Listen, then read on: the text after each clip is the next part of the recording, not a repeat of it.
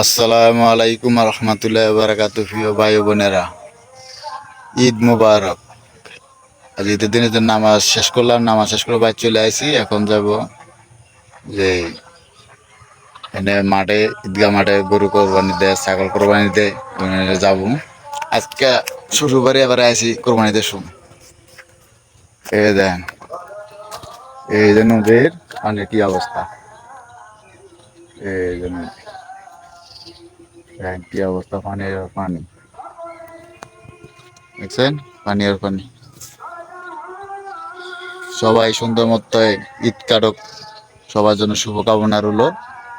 সুন্দর মতো সবাই ঈদ যেন উপভোগ করতে পারে যারা দেশে গেছে।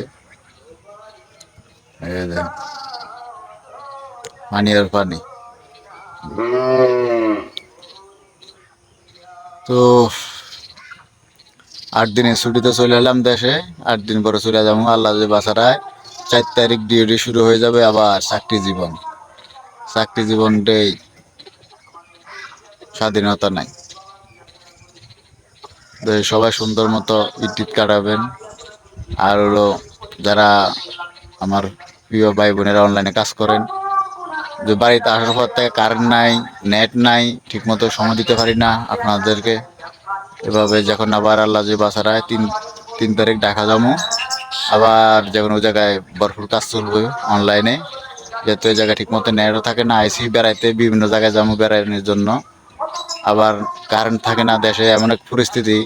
আমি আইসি 2 দিন ধরে, কারেন্ট নাই ঠিক মতো, মানে 5 ঘন্টা কারেন্ট পাই নাই। এগুলো অবস্থা আমাদের।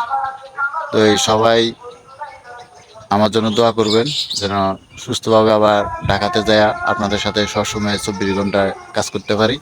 তো আজকের মতো এই জায়গায় শেষ করলাম। এখন ঈদগাহ মাঠে যাবো ছাগলে। আল্লাহ হাফিজ।